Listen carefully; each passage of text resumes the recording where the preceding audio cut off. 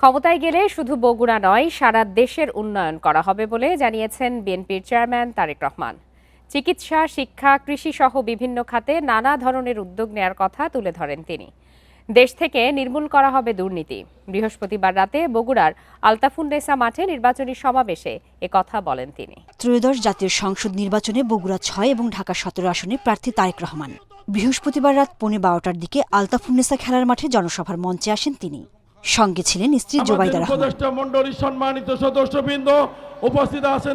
জনসভায় তারেক রহমান বলেন, বিএনপি সরকার ক্ষমতায় গেলে দেশের কোনো অঞ্চলের প্রতি বৈষম্য করতে চান না।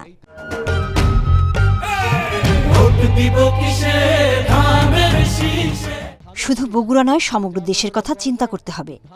শুধু নিজের এলাকার কথা চিন্তা করলে চলবে না, সমগ্র বগুড়াবাসীকে নিজের জেলার সাথে সমগ্র দেশের কথা চিন্তা করতে হবে। আপনাদেরকে সমগ্র দেশের নেতৃত্ব দিতে হবে। পারবেন?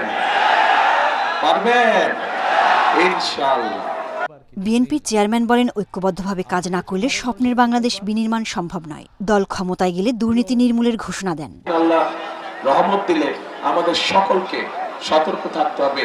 যেভাবে হোক এই দুর্নীতিকে আমাদের টুটি চেপে ধরতে হবে, এই দুর্নীতিকে নিয়ন্ত্রণ করতে হবে এবং দুর্নীতিকে নিয়ন্ত্রণ করার মাধ্যমে আমাদেরকে দেশকে সামনের দিকে এগিয়ে নিয়ে যেতে হবে। এছাড়া জনসভায় চিকিৎসা, শিক্ষা, কৃষি সহ বিভিন্ন খাতে নানা ধরনের উদ্যোগ নেওয়ার কথা তুলে ধরেন বিএনপির চেয়ারম্যান। এ সময় বগুড়ায় নিজের জন্য এবং অন্যান্য আসনের প্রার্থীদের জন্য ধানের শীষে ভোট চান তিনি। Independent news.